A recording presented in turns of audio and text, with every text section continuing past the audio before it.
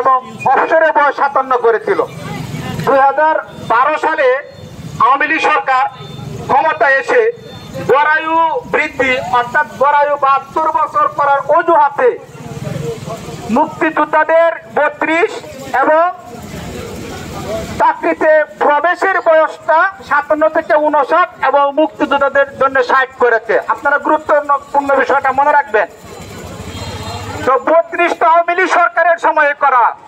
আমার এই সরকার, যে সরকারের জন্য আমি রাবার বুলেট খেয়েছি, আমি আমার পরিবার থেকে বের হয়ে রাজপথে নিজের জীবন বাজি রেখে আন্দোলন সংগ্রাম করে এই যে ডক্টর ইউনূসকে আওয়ামী লীগ সরকার যমুনা 7 বার চুবাতে চেয়েছিল, এই 7 বার চুবানো থেকে আমরা বাঁচিয়েছি, সেই সরকার আমাদেরকে কি দিয়েছে এটা আমরা জানতে চাই। আর একটা বিষয় হচ্ছে, দেখেন দীর্ঘ 27 থেকে 30 বছর পর্যন্ত যারা ডিগ্রি করেন তারা জানেন যে মাস্টার পর্যন্ত আপনার পড়াশোনা শেষ করতে কারো কারো 30-29 বছর লেগে যায়। আপনি যে 27, 28, 29, 30 বছর একটি সনদ অর্জন করছেন, 32 বছর পরে আপনার এই সনদের কোনো মূল্যই থাকবে না। কেন ভাই? আমার বাবা action to action, action to action, direct action, 35-এর অ্যাকশন, ডাইরেক্ট অ্যাকশন, উন্মুক্তের অ্যাকশন, ডাইরেক্ট অ্যাকশন। এই রাজপথ কাঁপানোর কোনো দাবি আছে? এই সারা বাংলার ছাত্র সমাজের কোনো দাবি আছে? সেই দাবি আরো জোরে জোর হলো না? সারা বাংলায় এক দফা, এক দাবি, ন্যায্য দাবি, সরকারি বেসরকারি চাকরিতে প্রবেশের বয়স সীমা বাড়াতে হবে, বাড়িয়ে দাও, বয়স সীমা উন্মুক্ত দিতে হবে, ক্ষেত্র বিশেষ উন্মুক্ত দিতে হবে, ন্যূনতম 35 দিতে হবে।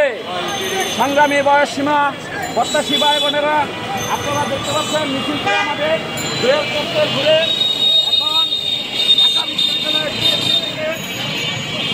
মিছিলটি আবার যাচ্ছে এবং 37-এর ফাইল একটা করাই আছে।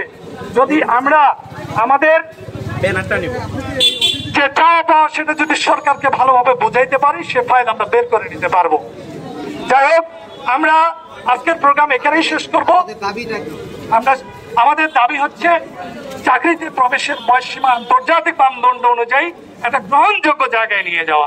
ঠিক আছে, সেটা 35, 45, 50 যেটাই হোক হতে পারে, একটা একবারের সিদ্ধান্ত দিতে হবে। এখন যেমন একটা 32-এর সিদ্ধান্ত দিচ্ছে, আপনারা যে ইতিপূর্বেও বেশ কয়েকবার আন্দোলন করেছেন এবং সংশ্লিষ্ট দায়িত্বশীল যারা রাষ্ট্রের, এখন তো হচ্ছে ইন্টারিম গভর্নমেন্ট দায়িত্বে আছে, মানে নির্বাচিত কোনো সরকার না, মানে একটা অভ্যুত্থানের পরে একটা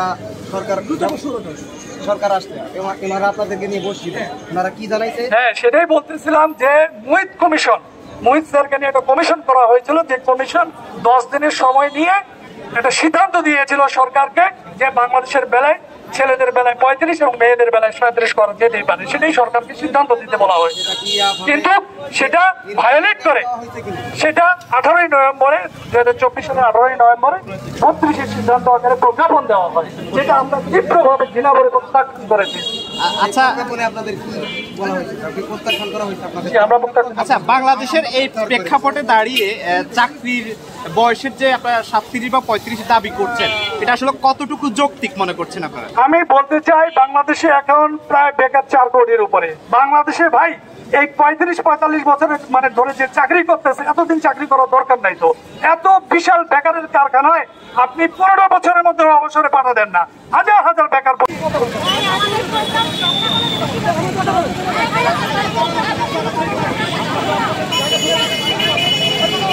সংস্কার আন্দোলনের প্রিয় শিক্ষার্থী বন্ধুগণ, আজকে বিপ্লব উত্তর করে বিভিন্ন বিষয় নিয়ে আজকে অনেকগুলো কমিশন হয়েছে।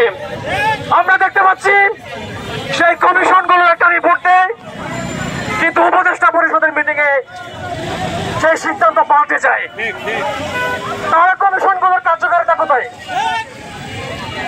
আজকে এখানে যে এসএসসি সংস্কারের যে ভাইয়েরা আছেন, আমরা আপনাদের সাথে আমরা সংহতি জানাচ্ছি। আমরা প্রত্যেকটা বৈষম্যের বিরুদ্ধে আমরা কথা বলতে চাই। রাষ্ট্রের মাঝে যেখানে বৈষম্য হবে সেখানে সেই বৈষম্য যেন রাষ্ট্র যথাযথভাবে বিবেচনা করে, কোনো ধরনের বেশি শক্তি দিয়ে যেন শিক্ষার্থীদেরকে দমিয়ে দেওয়া না হয়।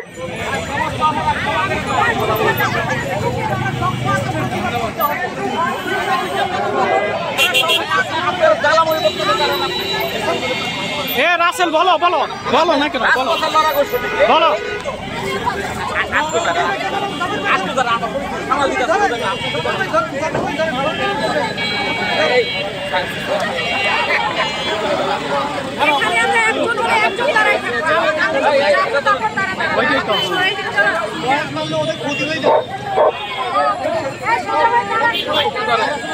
হালাল